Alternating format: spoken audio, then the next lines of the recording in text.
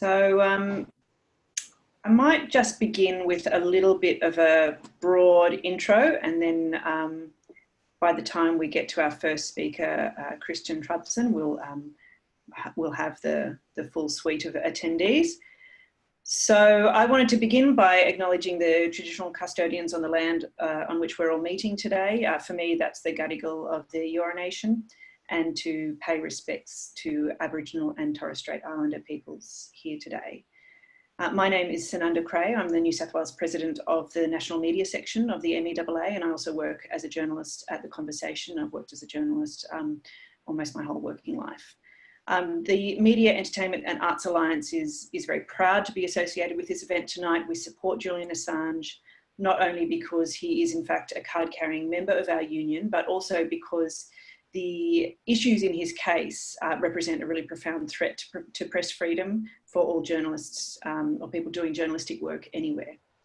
So since Julian was removed from the Ecuador embassy and arrested, the MEAA has advocated both privately and publicly to the Australian and the UK governments to oppose his extradition to the US.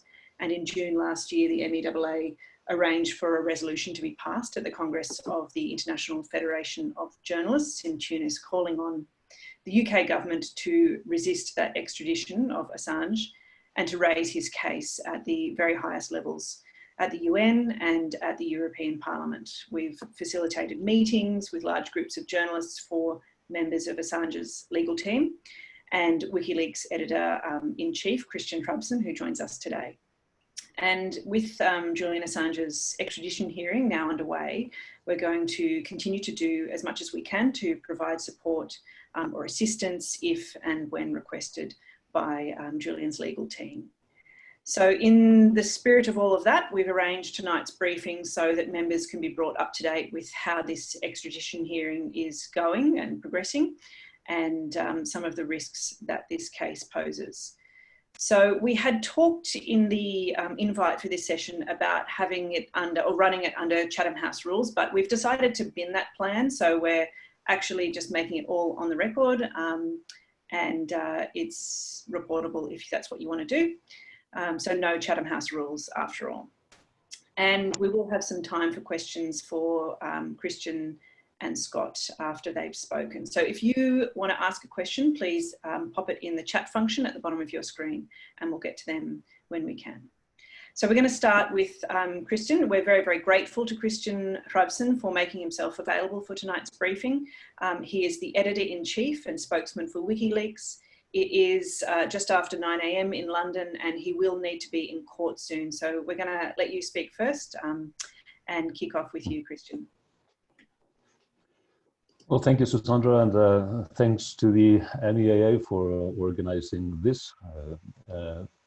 We are really appreciative of the support we are getting from Julian's union. It is important to have that support, and I hope that continues. Now we are at, it finally has begun after months and months of waiting. The extradition hearing started on Monday morning. Just a few words about the indictment which Julian is facing. There are 18 counts, 17 of which are based on the Espionage Act of 1917, an archaic legal instrument that was never intended to be used against the journalists. This was a World War I legal instrument against spies and spying. And indeed, Julian is now the first publisher and journalist who face indictment on this basis. The 18th account is for Computer Fraud Act. It is the so-called hacking charge. It is based on the assumption that Julian somehow was complicit in Chelsea Manning's intrusion. That's what they claim, and acquiring the material that was published in 2010 and 2011 by WikiLeaks. But it has a very broad scope, the indictment, and it criminalizes basically obtaining and keeping the material that the US government wants to keep secret. And that is the most serious implication for journalists if it in fact basically criminalizes journalism. And it's such a broad stroke that it's chilling. You can basically be charged if this precedent goes ahead for obtaining classified information. If somebody sends it to you, you are then complicit, they maintain. Now, what is at the core of this, of course, is the publication of the material from Iraq and Afghanistan. The collateral murder video is very much in there, though the video itself is not part of the charts, but the release is. The rules of engagement of the US military is one of the documents that is mentioned in the indictment. Then, of course, it's the war documents from Iraq and Afghanistan and the diplomatic cables and the detainees' assessment from the Guantanamo Bay prisoners. All this is there. Now, and I'm fairly certain that you are familiar with the main elements in the indictment. But what has happened in the last few weeks, which is quite extraordinary, is the fact that the US government has introduced a fresh indictment. They've updated it, they have expanded it. And they didn't do this in only a few weeks before the planned commencement of the hearing. Let's just remember that this began in February, it was postponed until May, then postponed again because of COVID until September. In the end of August, only 6 to 5 weeks before the planned commencement of the hearing, they introduced a fresh indictment, which is a total change in the narrative in the entire indictment. It's the same 18 counts, but they add on to it material that have very superficial, very little context to the actual count. But it is an attempt to picture Julian as a hacker, as a criminal. It's a PR stunt. It's like his U.S. lawyer calls it a window dressing of the and a practice that has little bearing in law. However, the change was so big that they needed to make a new extradition request and send that to the UK, and basically nullify all the proceedings from February, which are now based on an obsolete indictment. So this is all happening in the last few weeks, and in practice, basically, Julian had to be released and rearrested in a holding cell in the courtroom on Monday morning. And kept put on remand again based on the new indictment. So this is very extraordinary and an insult, of course, to the UK justice system, that they feel that they have the power to behave in this manner, and it's extraordinary that it's allowed to go ahead, because of course this was protested vigorously by Julian's lawyers. They are behaving, one said, which I agree with, like this is their courtroom in the Eastern District of Virginia, where they can get away with anything, basically. Now, the proceedings on Monday began, therefore, by a request of Julian's lawyers that these new additions would be struck and they would be kept out of the proceedings, and the entire thing would be commenced on the basis of the documents that Julian's lawyers have now been preparing on for 1 year. That request was denied by the judge, which of course is one more example of the abuse in process that Julian has had to endure, one of many. When that was, when the lawyers were faced with that, they asked for a stay. They asked for the proceedings to be postponed until January. It was a tough decision because, of course, that meant for Julian that he was extending his stay in Belmarsh for practically in isolation for months, more months. But that request was denied again. So the lawyers and Julian are basically having to prepare in a few weeks the defense on a totally new document that was presented to Julian only 3 weeks before the trial continued or started on Monday, which is extraordinary that you can allow this to happen. Bear in mind that Julian only met his lawyers in person for the first time in 6 months on Monday morning, just before the hearing began. And as I said, the documents that he received, or the latest documents he received only last week, the last document that was submitted by the United States representatives in the courtroom. So this is extraordinary. How on earth can you prepare such a case under these circumstances? And everything has been made extremely difficult for him in that preparation. And it goes beyond the COVID measures. For example, he asked for the documents, the bundles, the thousands, if not tens of thousands of documents to be submitted to him for review by a computer. That request for a computer was ignored for 10 months. And only after 10 months, he finally got the computer. But at the same time, they made sure that he could not use that computer to take any notes. And in order to do that, they glued down the keyboards on the computer. So this is the scenario that he has had to deal with in order to prepare for his very, very important hearing, basically where his life is at stake. And of course, the future of journalism. Now, if I go on to highlight a little bit of the expert witnesses that we heard on Monday and Tuesday and Wednesday, the first 3 days of the hearing, they were very important witnesses that came forth there. We're talking about Paul Rogers, professor of political science, author of 9 books on the war on terror, undisputed authority on the wars that were exposed by WikiLeaks, and that was basically his testimony. He said, of course, that there was a total sea change in the perception of how things were going and had been going in Iraq with the exposure of the WikiLeaks revelations in 2010. Likewise, when it came to Afghanistan, there was this perception that and claim that the war was basically over. It was just a matter of a few cleaning operations or whatever they call it in the US.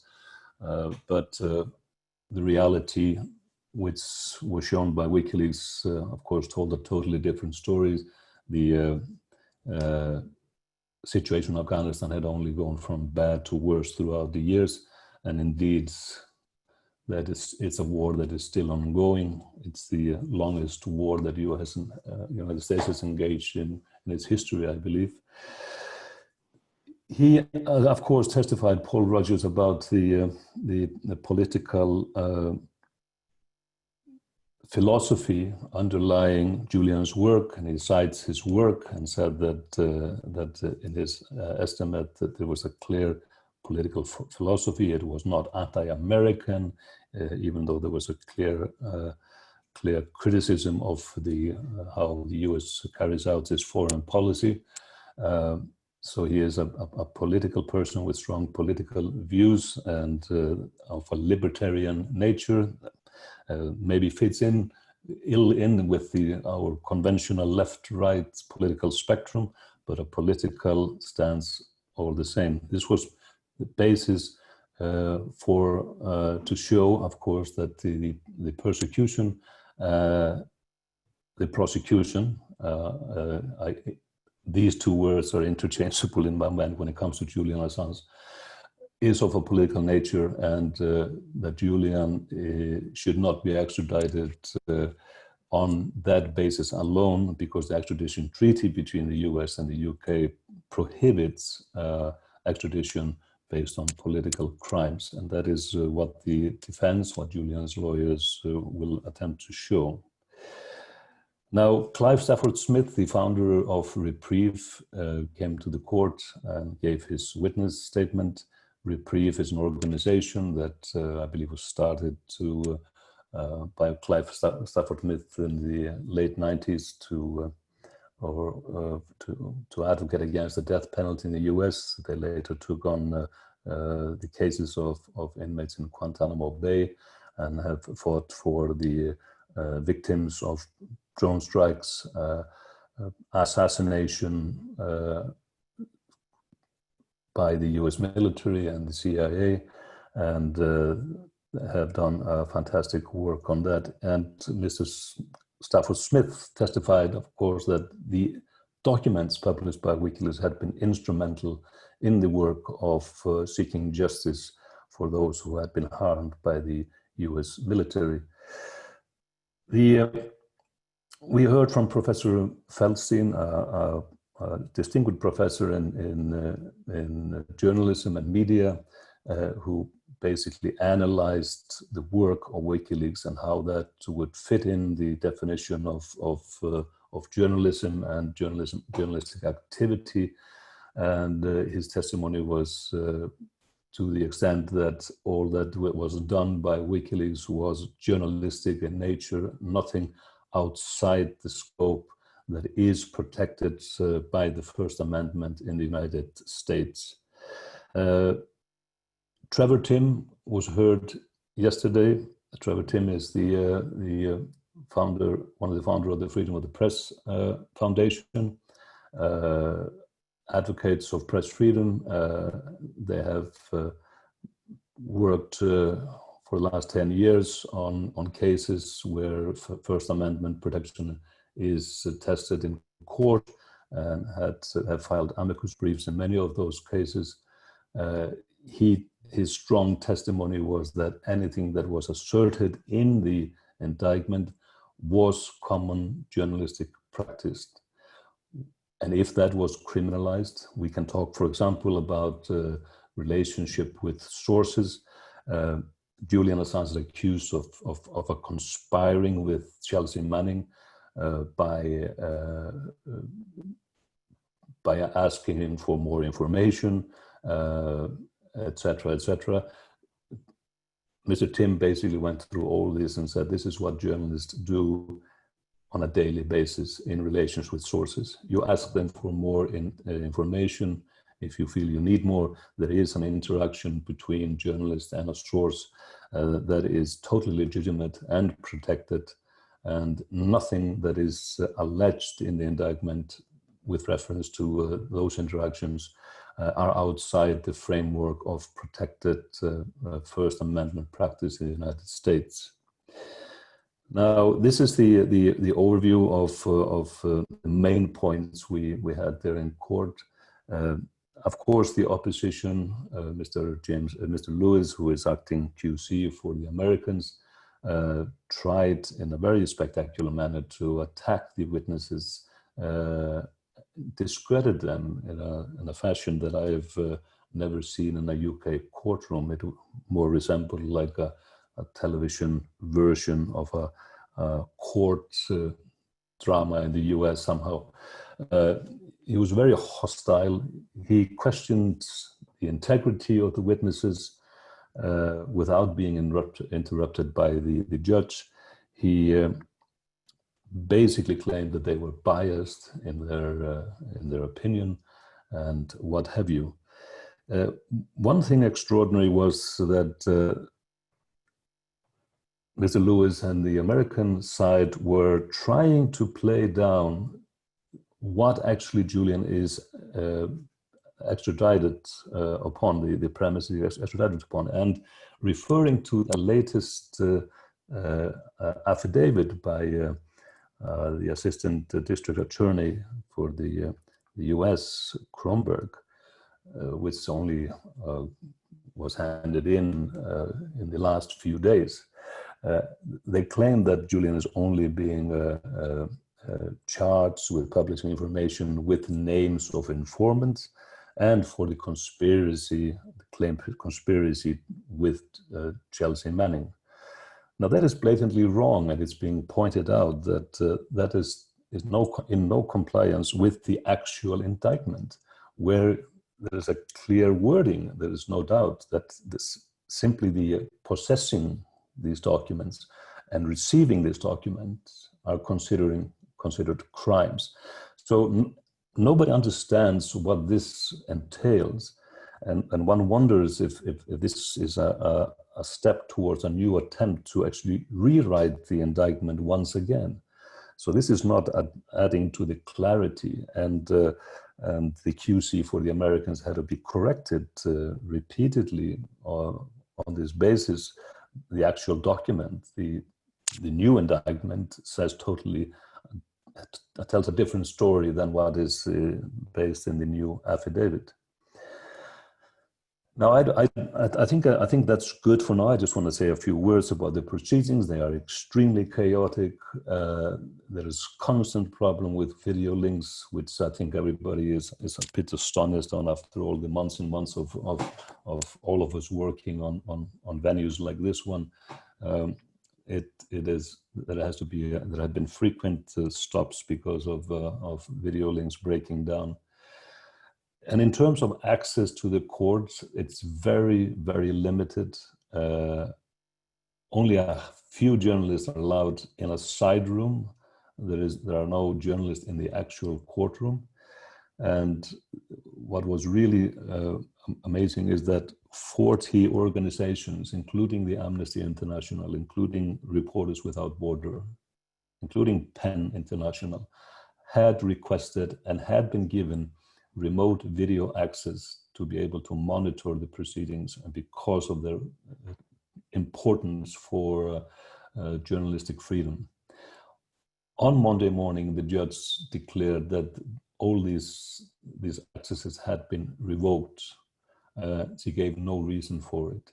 So talking about open court, I beg to differ. It's nothing but. It is starting to feel like you are in an authoritarian country where everything is there's a desire to keep the public eye away from what is going on there, and no wonder if you consider the serious implication which is at the heart of the matter here.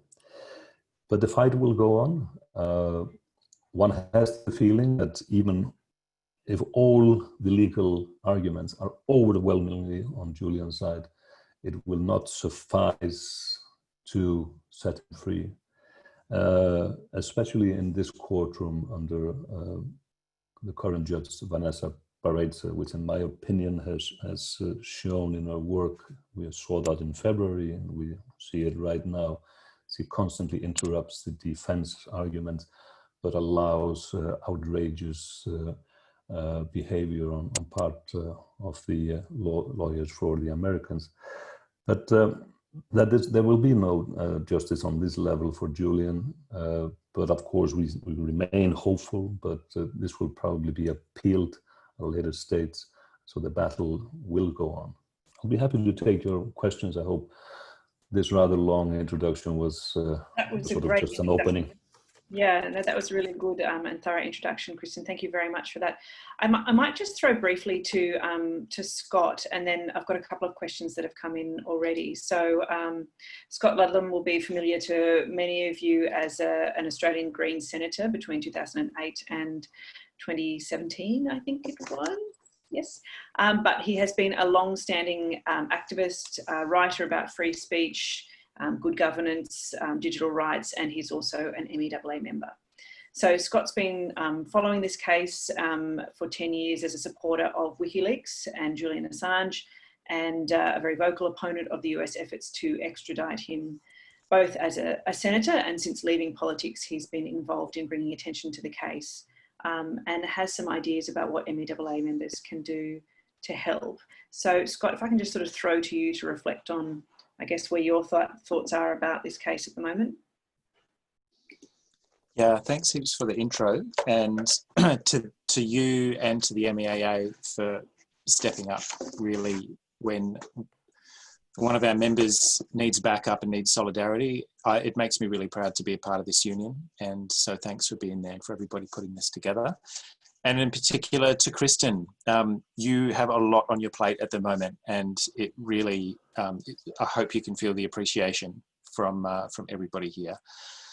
So I'm speaking from unceded Yuin country, south coast of New South Wales. I think that's about as far as you can get from the Old Bailey in London without leaving the planet. Even though we're very far from there, it's obvious that what's happening there concerns us intimately. And so I really appreciate this opportunity. I'll be really quick because I think there's going to be a lot of questions for Kristen while we've got you for this brief time. The reason this concerns us, obviously, is that Julian, firstly, is a citizen. And secondly, that this case represents a boot kicking down the door of what pastors for press freedom and the rule of law, not just in the United States, but also right here. I think we need to be very clear what this case is. This is an act of repression. In any other country, in any other regime, we would characterize this as an act of repression. And it's aimed at a very particular target audience. I think being clear about that, being honest about it, helps us form up an organized response when we need it the most. The purpose of repression is to provoke fear, or at least surrender. That's what repression is for. The audience, one of the audiences is you. One of the audiences is precisely the kind of people who would join a link up like this. Union members who are writers, journalists, publishers, people with a voice, people with a platform. We're the target audience for this act of repression.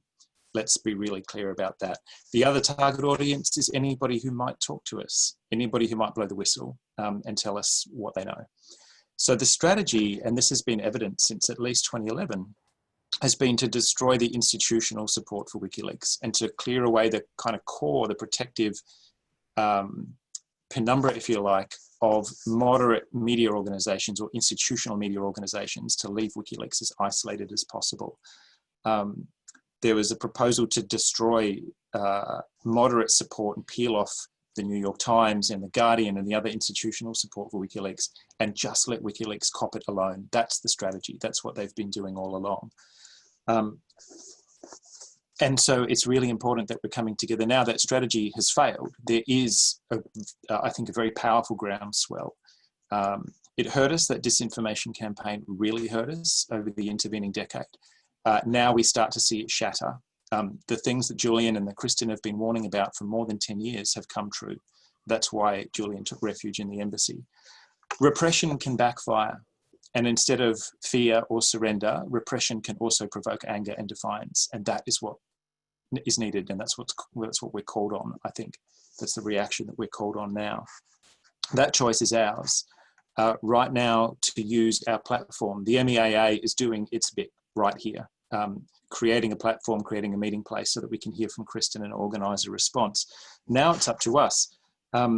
You may be aware of this already. There's a Bring Assange Home parliamentary group. It has 24 members, government, opposition, crossbench. These are MPs who haven't waited until they've left politics to speak out. These are people who are our allies now inside that building. They meet, sometimes behind closed doors, sometimes in open session, to form up a cross-party response. If you're a journalist, if you're a publisher, if you're a writer, if you have any kind of platform at all, call that group tomorrow. Start calling those MPs tomorrow. I'm going to paste into the chat, I hope, a membership list of that group. Hopefully that pops. I'll check that in a sec, maybe while Kristen's speaking. Get in touch with them and ask them what they're doing. You're not going to get a hostile reception. They've joined a group dedicated to getting Julian home now, but find out what they're doing while this trial is underway. We organised several, back in May, we organised several hundred journalists, former and current politicians, legal practitioners, writers, artists, activists and campaigners to write to Foreign Minister Marise Payne to ask what she was doing. The government is still treating this as though it's an ordinary consular matter, even though it's been evident for a decade that this is nothing of the sort. So this government needs a kicking. It needs to be asked, and the opposition for that matter, not words, not sentiment, action right now. And that's something that everybody on this call is going to be able to do. Use your platform, whether it's a media organisation or just your socials. I'll wrap it up there, but I really appreciate the opportunity to hear from Christian and also to be a part of winding up a kind of response that's necessary right now. Thanks very much, Scott. And just looking at that list of parliamentary supporters, it's quite a broad church there, isn't it? It's an interesting group and good to have that link. Thanks for sharing it. So we've got a couple of questions. That's one way of putting it. Yeah, there's a couple of questions that have come in already. Christian, a question for you is somebody asked, what is Julian's physical and mental state like, and how's he sort of holding up at the moment?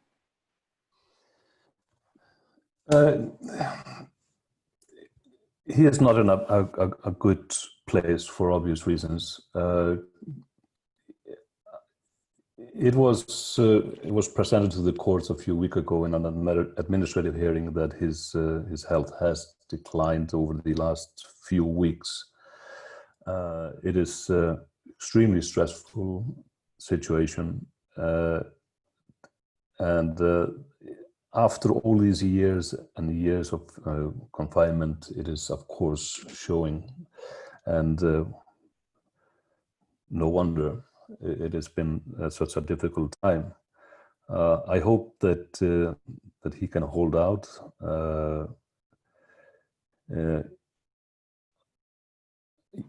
Yesterday, I sort of observed that he had maybe gained a little weight since I saw him the last time, and I hope that he is improving a bit. But maybe it was the suit and the tie and the new haircut. But of course, he is not in a good place, and he hasn't met his partner, Stella, nor his two young boys. For all these months, apart from the first visit, which was about 10 days ago. I think it lasted only 20 or 30 minutes under ridiculous circumstances where, because of COVID, he could not embrace his children. They were sitting there with masks on, and it's just if he would cuddle his children, he was under threat of being put in isolation, the isolation within isolation. So this is such sort of situation that is of course horrible. I just want to add a little on to here. I was reminded of the fact that I spoke a lot about of Julian and as a journalist when I was invited to speak in the National Press Club in my visit to Australia. Very nice visit in was it November? So if you, I'm going to add the link to that talk here on the chat if you want to go back to it. Just a little bit on the note of generality. According to the witness statement, and I think this rings true, we're at such a dark time now with that indictment that it will criminalize journalism in a fashion that we would never have thought of. We heard from Trevor Tim yesterday, we heard from the Professor Feldstein, going to very good examples. If we go back to the Nixon era, which was the last time there was an attempt to go after journalists on the Espionage Act, but they decided not to because of the First Amendment implications. But if the practices that are described here in this indictment are to be accepted, if he is extradited, if he is charged and it goes ahead and sentenced on this basis, it is such a serious blow to journalism. It would mean, for example, if those rules would have applied during the Nixon administration, that would have rendered it totally illegal and a crime for Woodward and Bernstein actually to meet up with their source, Deep Throat, and have back and forth with him. And going back to the Pentagon Papers, for example, it was revealed, what I hadn't heard, that the journalists of the New York Times had access to the Pentagon Papers. Prior to the release, they had access and a key to the room where Daniel Ellsberg was and helped copying the papers. That would have been a crime, which could have led to a conviction under the Espionage Act if this new interpretation continues. It goes to show the severity of this, the absolute absurdity and the seriousness of entire case, which of course, as Scott mentioned, is of a pure political nature. Thanks for that. Another person asks, what reason did the judge give for excluding the remote access of those organisations you mentioned before, like Amnesty International and PEN and some of those ones? She simply said that the permission originally had been given by mistake, and there was no reason for that given. And of course, these organizations do not have any representative in the court, but I am certain, and I heard from a few of them, that they will protest this and demand explanations, because it's absolutely outrageous. I mean, even I talked to, there was one observer that actually was able to get into a side room, which is a German MP who has frequently traveled to countries to observe trials, and she was astonished. She said to me, you know, I was recently at a hearing, a trial in Turkey.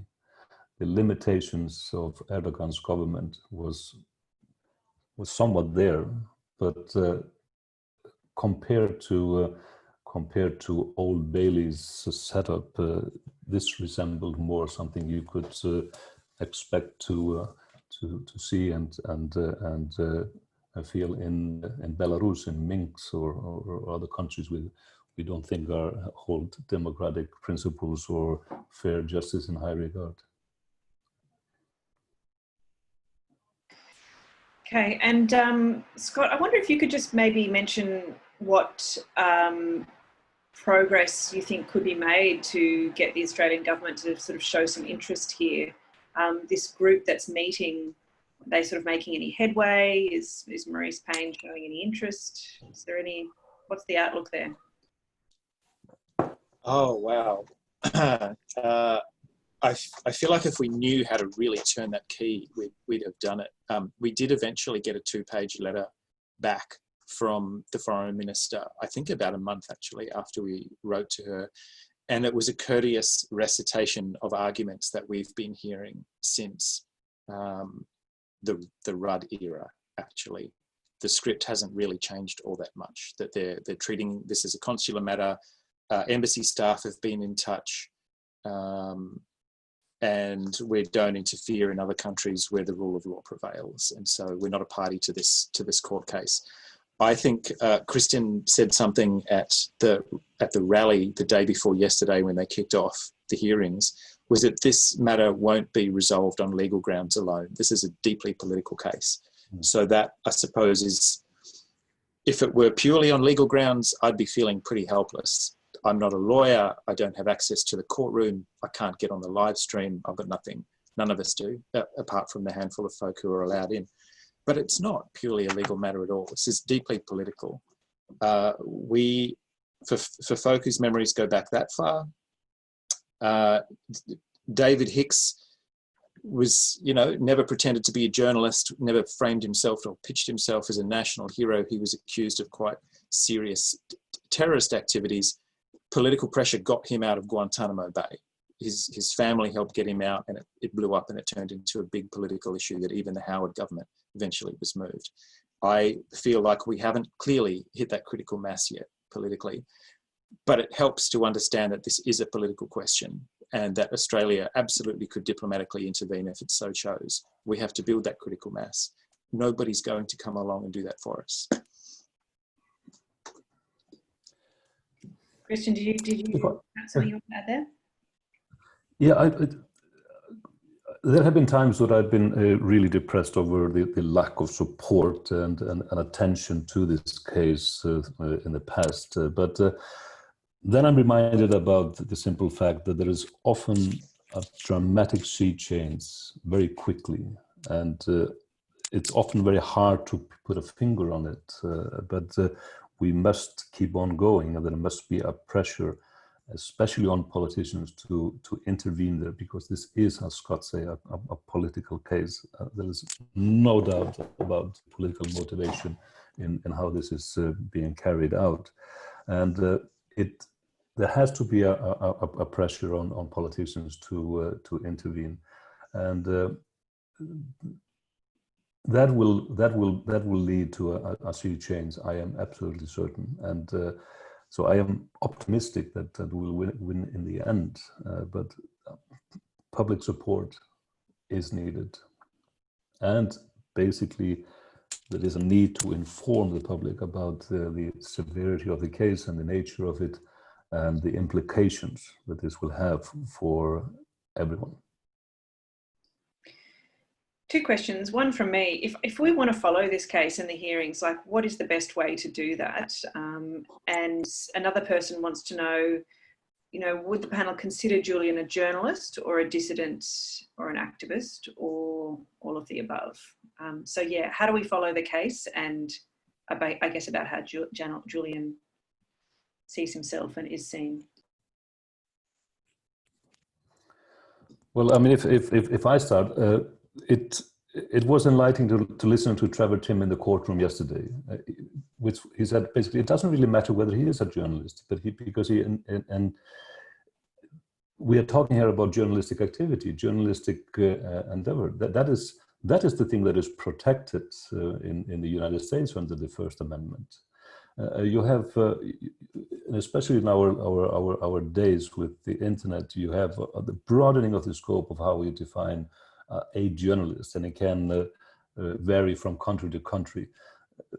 That is not really the question here. It is the activity which is purely journalistic. If you ask my opinion, of course Julian's a journalist. I do admit that I was hesitant at first when we met 10 years ago. I had been for 20 years and sort of boxed into in the mainstream media environment, mostly broadcasting. And so when we got together talking about the essence of what his philosophy was, and my philosophy as a journalist of what to, it didn't take long for me to realize that we were on the same page, basically, coming from different angles but to the same goal. And so I would have no hesitation to brand him, in my opinion, as a journalist, and of course one of the most important journalists of our times. And in terms of how to follow the case? To follow the case, there are Craig Murray is writing an excellent report out of the courtroom. He's becoming a very experienced court reporter, and his blogs are very good. Kevin Gostasola is tweeting and writing about the proceeding in the courts. We try to echo what's going on in there on the WikiLeaks Twitter platform, on Don't Extradite Assange platform. So there are various sources where you can go to find to follow the case, what's going on there. Courage Foundation put together a really good list, I think, of a dozen or more people who are either in the court or tweeting from a position of being able to track what's going on. So if you follow Courage Foundation on Twitter and just access that list, they've batched up people who are credible and keeping track of it fairly closely. Mm-hmm. Do we have any other questions before I sort of launch into mine? Let's see if there's any that are open. Oh yes, there's one here. A person asks, does the panel think that the upcoming US presidential elections will have any impact on what happens to Julian Assange? Maybe Christian, do you want to go first on that?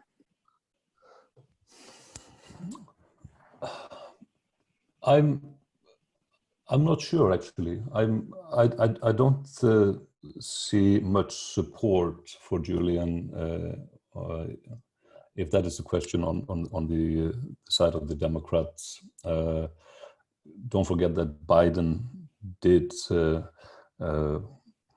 call Julian a high-tech terrorist 10 years ago. There is some indication that his vice president's candidate is more on the side of the free press, but how much that will weigh in. But I'm hesitant to think there's going to be any change, if there are changes in government in the US. And So I wouldn't count on any changes there. Any thoughts on that, Scott? The US political class is just tearing its face off at the moment. Like, it's such a catastrophe. I would like to think that because the previous Democratic administration's Department of Justice wouldn't initiate this case because of the First Amendment consequences, that maybe we would roll back to that. But I think Kristen's right. How do you stop an atrocity like this once it's started without being accused of being weak on national security? So I don't think we can make any confident predictions at either side, really, of what's going to happen in the US in the next 3 to 4 months. Yeah, we did learn, of course, after Obama left office, that under his administration there was a very careful examination of whether Julian Assange should be indicted, and the decision was not to go ahead because of First Amendment implications. I mean, they turned every stone in trying to find an angle on that one. It is being argued that it's not political, because there was actually a continuation of the investigation, but there was nothing new that came to light after Trump took power. There is no addition to that, even though we haven't seen all the evidence, but we've seen the arguments that are presented in court papers. So there's nothing new there. This is the same information which were the basis of the Obama administration deciding not to go ahead. So now it's very much the Trump administration that decides to push ahead. And we know of the animosity that is among the circles there, in the circle of Donald Trump. Mike Pompeo in particular, current Secretary of State, was of course the head of the CIA, and the first one to brand WikiLeaks a hostile foreign intelligence service, which is, of course, is outrageous. We don't know what on earth that means. Does it mean a license to kill, or what is it? It's a very serious issue, but I link it to the fact that the CIA was, of course, embarrassed when WikiLeaks published the information about their cyber arsenal. It wasn't a very high-profile leak per se, but it did produce, I think, the vindictive environment, and which Pompeo then took with him from the CIA to the State Department. I think he's very much pushing for this, and I am fairly certain, although I don't have any confirmation, that in his rather frequent visits to London to meet his counterparts here in the UK, there was latent or pressure to continue on this track and not cave in, pretty much in the same way as the UK was back in the days pressuring Sweden not to stop the ridiculous year-on-year investigation of Julian in that case, and where it actually just crumbled in the end because of lack of any evidence to secure a conviction or form a basis of an indictment against him. Sharon wants to know, will Julian be taking the stand, and who else is due to appear on Julian's behalf? Christian. Julian will not take the stand. That is not the plan, as I know. I don't even know if it's a general practice in the UK. He is supposed to sit there silent. He had a problem with that actually 2 days ago, and there was an outburst when there was an obvious presentation of distortion and lies on behalf of the QC for the Americans, and he was actually threatened with basically being removed for the rest of this hearing if that happened again. But of course, it's difficult to sit there and being witness to lies and distortions about your own behavior. There's a very long witness list. I can't reveal names on, but we will try on a daily basis, and that's what the lawyers want to basically supply people with the witnesses of the day, possibly somewhat in advance if we can. And the witness testimony, the written witness testimony, will be put online immediately when the witnesses enter into their witness box.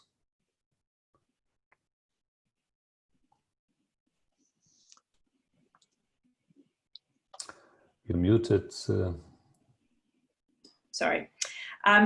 Somebody asks, is this about a legal case, or is it part of a larger strategy to make the story about Assange rather than the revelations that he unveiled? Is it the case that, the idea is we're all talking about Assange rather than the actual secrets uncovered? About that? This has always been the case. There's always been an attempt to and that's part of the smear tactics that have been used against Julian over the last 10 years to shift the focus. There's a good article written by Noam Chomsky in The Independent touching on this, which appeared this morning, our time, in the UK Independent, which I urge you to look at. It is shifting the focus away from the actual revelations and onto the personality, then smearing the personality, so you will not take a second look at the actual issue at stake here, which is the revelation about the war crimes, the atrocities, the killings and assassinations, and the hundreds of thousands of deaths resulting in these illegal wars. Okay, somebody says, so we've got about, what have we got, about 5 or 6 minutes, 7 minutes left. Let's just go maybe one more question and then sort of have some closing comments. One question we've got here says, Assange was spied on while in the embassy. Since this involved his conversations with lawyers, can this be used in the case to overturn the charges? That's the question. Yes, this will be used, of course, in the case, and it's interesting to bring that up a bit because it's so outrageous. This is, of course, information coming out in an ongoing investigation, a criminal investigation in Spain against the security company that was hired to protect Julian, but then sold out and started live streaming from the embassy to the CIA, basically, all financed by the billionaire backer of Donald Trump, Sheldon Adelson, the Los Angeles casino mogul. An outrageous, and a part of the proceeding in Spain, I've been sent recordings of the chats that I had with Julian in the embassy. It's chilling. But that's secondary. The fact that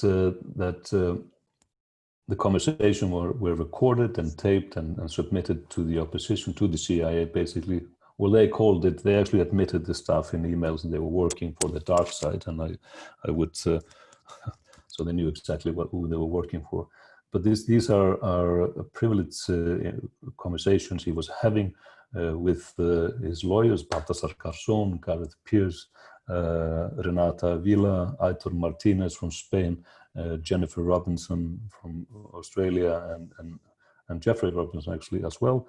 So all these legal conversations were monitored, and that alone, standalone, would mean in any normal case as a perfect ground for dismissal. If I want to draw up a parallel and go back to the Nixon era, which is basically the last sort of dark era that you have to go to, is the fact that when Nixon ordered the break-in into the Daniel Ellsberg psychiatrist's office to steal material to try to embarrass him, that when that surfaced, that was led to the collapse of the case against Daniel Ellsberg.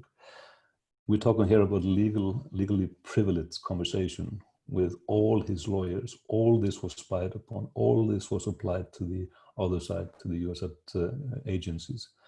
Of course, it's outrageous. That should suffice in itself, in my opinion.